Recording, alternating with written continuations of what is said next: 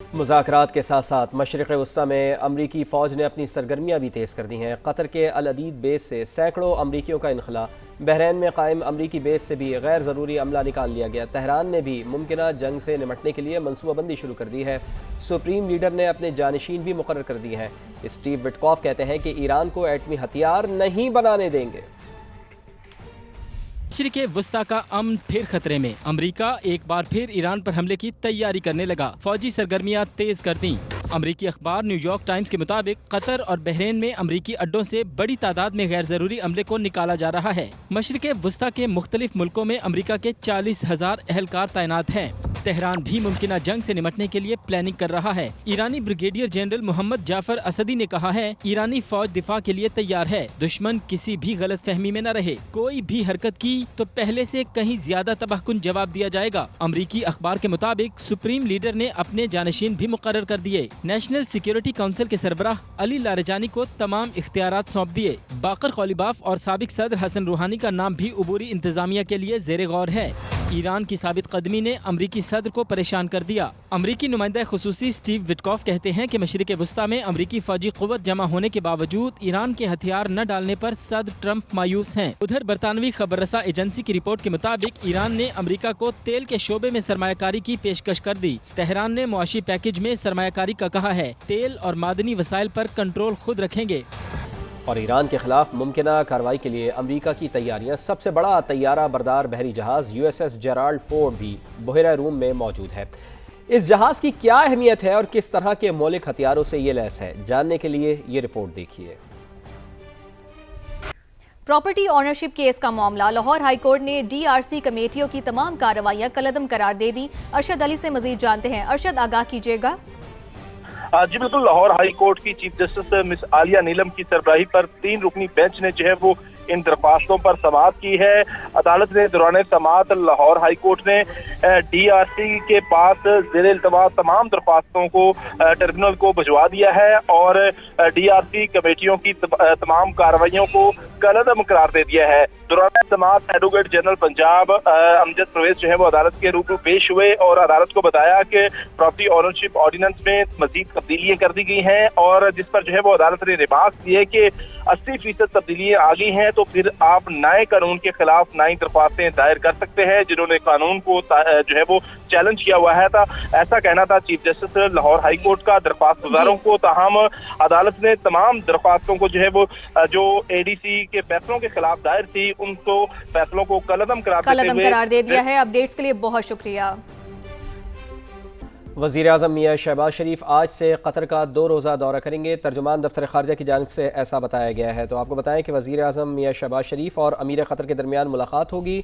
दोनों रहनुमा दो तरफ़ा ताल्लुकात के मुख्तलिफ पहलुओं पर तबादला ख्याल करेंगे। मुआशी ताउन, शोबा तवानाई में शराकत दारी, अवामी रवाबित के फ़रोग़ पर गुफ्तगू होगी। तिजारत, सरमायाकारी, तवानाई, अफरादी क़ुव्वत की बरामद, इंफ्रास्ट्रक्चर की तरक्की पर भी बात होगी। नायब वज़ीर आज़म इसहाक़ डार और आला सतह वफ़द भी वज़ीर आज़म के साथ होगा। तो वज़ीर आज़म मियां शहबाज शरीफ आज से कतर का 2 रोज़ा दौरा करेंगे। ईरान और अमेरिका के दरमियान मुज़ाकरात का एक और दौर जुमेरात को होगा। ओमान के वज़ीर ख़ारजा ने तस्दीक कर दी। बताया ये मुज़ाकरात जिनेवा में होंगे। ईरानी सदर मसूद पज़ेश्कियान का कहना है ईरान खित्ते में अमन और इस्तेहकाम के लिए पुरअज़्म है। हालिया मुज़ाकरात में अहम तजावीज़ पर गुफ्तगू हुई, मस्बत इशारे भी मिले। उनका कहना था कि वो अमरीकी सरगर्मियों पर गहरी नज़र रखे हुए हैं, किसी भी मुमकिना सूरत हाल से निपटने के लिए मुकम्मल तैयार हैं। ईरानी वज़ीर ख़ारजा ने वाज़ेह किया है कि वाशिंगटन के साथ सिफारती हल अब भी मुमकिन है। अमरीकी TV को इंटरव्यू में कहा, जौहरी मुआहदे के लिए मुसव्विदे पर काम कर रहे हैं। अमरीकी फ़ौजी सरगर्मियों की ज़रूरत नहीं। इस किस्म के इक़दामात हमें नहीं डरा सकते। मसाइल हल करने का वाहिद रास्ता सिफारतकारी है। अब भी मुमकिन है। अमरीकी TV को इंटरव्यू में कहा, जौहरी मुआहदे के लिए मुसव्विदे पर काम कर रहे हैं। अमरीकी फ़ौजी सरगर्मियों की ज़रूरत नहीं। इस किस्म के इक़दामात हमें नहीं डरा सकते। मसाइल हल करने का वाहिद रास्ता सिफारतकारी है। महंगाई कितनी बढ़ गई है, हमारे दस्तरखान पे कौन सी डिश होंगी, कौन से खाने होंगे, ये महंगाई फैसला करती है। बिल्कुल ऐसे ये महंगाई फैसला करती है। और अगर हम बात करें शहर इक़्तिदार की, तो वहां पर भी सब्जी मंडी में हर सुबह एक ऐसी बोली लगती है जो सिर्फ कीमत नहीं बल्कि पूरे शहर के दस्तरखानों का जो है ना वो फैसला करती है। बिल्कुल, यहाँ पर चंद मिनटों में, बिल्कुल ये कहा जाता है कि चंद मिनट्स में यहाँ पर जो सेब है, केले हैं, इससे लेकर टमाटर, आलू, प्याज की कीमत का तयन हो जाता है। लेकिन शाहजेब, इसमें सवाल यह कि दिन चढ़ते ही दफातर में जो बनने वाली रेट लिस्ट है उस पर अमल दरामद क्यों नहीं, ये उसकी अक्कासी नहीं करती। बिल्कुल ऐसा ही है। इस पर आपको इस्लामाबाद से एक तफसीली रिपोर्ट दिखाते हैं।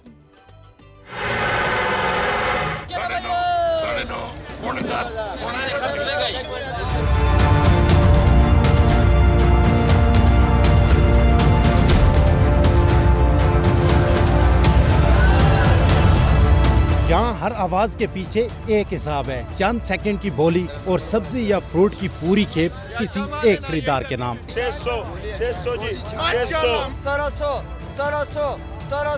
1700 आलू की बोरियां एक तरफ, हरी मिर्च की टोकरियां दूसरी जानिब, हर सब्जी और फल अपनी बारी का मुंतजिर। 3100 वाला रोज ले चल भाई। ये नीलामी सिर्फ कारोबार नहीं, रफ्तार का खेल है। आवाज जितनी ऊंची, फैसला इतना तेज।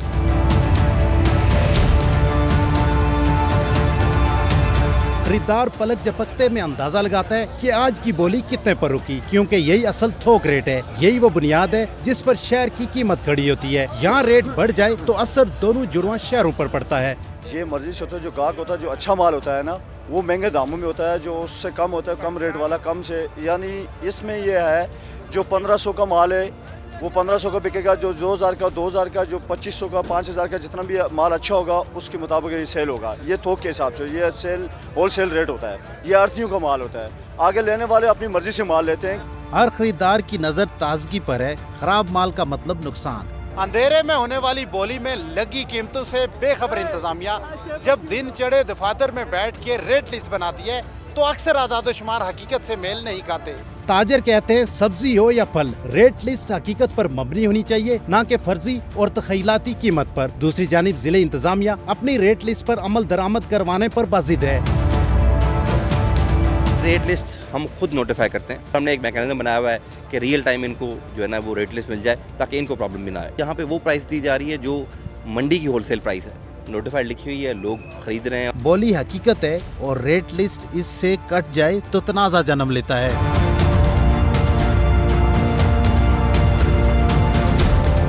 ये देखें 35 रुपए का लुंगर है, यहाँ 400 रुपए दर्जन पड़ रही है केला।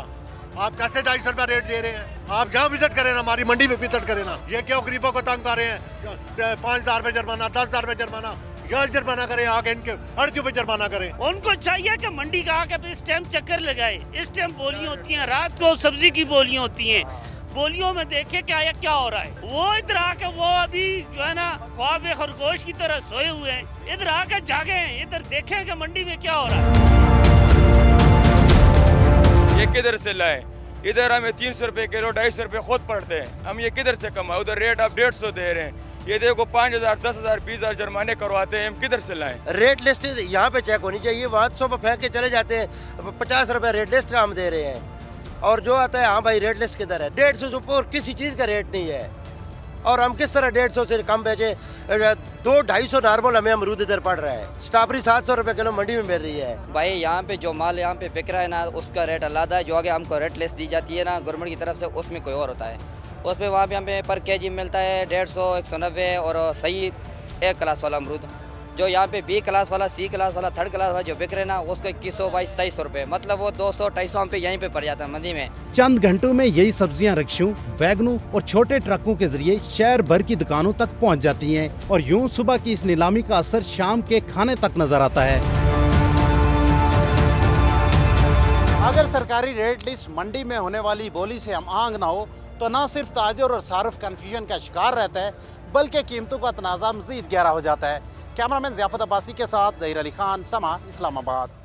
तो ये फल फरोश और सब्जी फरोश ये शिकायत कर रहे हैं कि हकीकत पर मबनी रेट लिस्ट नहीं है जो हुकूमत जारी कर रही है, जिसको हकीकत पर मबनी होना चाहिए और वहां पर जिसकी ऊंची आवाज़ है उसी के हिसाब से रेट सेट किए जा रहे हैं। ज़हीर, जैसा कि हमें इस रिपोर्ट में दिखा भी रहे थे, इसीलिए फिर हम देखते हैं कि बाजारों में कीमतें बहुत ज़्यादा बढ़ जाती हैं। बिल्कुल ऐसे, इसमें कोई दो राय नहीं है कि जैसे ही रमज़ान शुरू होता है कीमतें आसमान से बातें करती हैं, चाहे फ्रूट हो चाहे सब्जी हो, सब में जो है ना सबकी कीमतों में इजाफा देखने में आता है। लेकिन अब किस फल की कितनी कीमत है ये हम जान लेते हैं। हमने एक रिपोर्ट तैयार की है, वो दिखा लेते हैं। बिल्कुल, हम ये इस रिपोर्ट में जानते हैं कि इजाफा हुआ कितना है। प्याज के रेट 20 से 30 रुपए किलो बढ़ गए, जबकि हरी मिर्च की कीमतें तो डबल हो गई। ये टमाटर एक हफ्ते में 30 रुपए फी किलो महंगा और आलू की कीमत में 10 रुपए फी किलो इजाफा। और ये लीमू 100 रुपए तक छलांग लगा गए।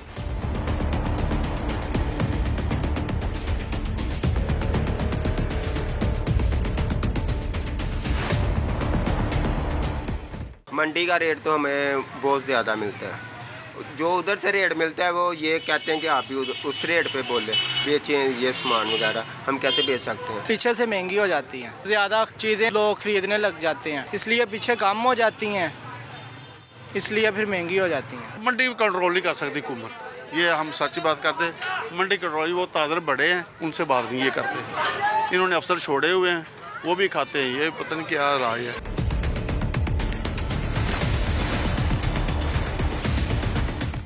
आखिर ये पीछे से महंगा क्यों है?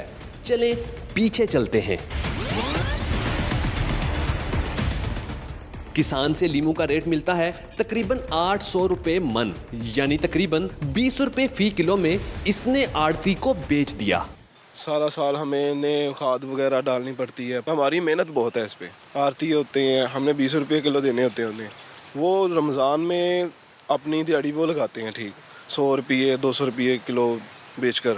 आम जो कस्टमर यूज़र होता है ना उस तक पहुंचने तक ये बहुत महंगा हो जाता है। इसमें सारा अपना मिडल मैन कमा लेता है या आड़तिया कमा लेता है, जो फार्मर होता है उसको भी कुछ नहीं बचता, और जो होता है ना अपना यूज़र उस तक पहुंचने तक ये बहुत ज़्यादा महंगा हो जाता है। प्याज के रेट भी किसान को तकरीबन वही मिल रहे हैं जो पिछले सीजन में थे। मैं किसान हूँ, मैं प्याज उगाता हूँ, मुझसे 20-25 रुपए के हिसाब से लिया जा रहा है, वो आगे 50 और 70 रुपए के हिसाब से बिक रहा है, तो मुझसे 50 रुपए का ज़्यादा मुनाफा किधर जा रहा है। मिर्च जो हमसे 40 रुपए खरीद रहे हैं वो 150 रुपए किलो दे रहे हैं, और प्याज जो हमसे 20-25 रुपए खरीद रहे हैं वही प्याज बाजार में 50 तो 70 रुपए खरीद रहे हैं। और टमाटर की अब मांग ज़्यादा है तो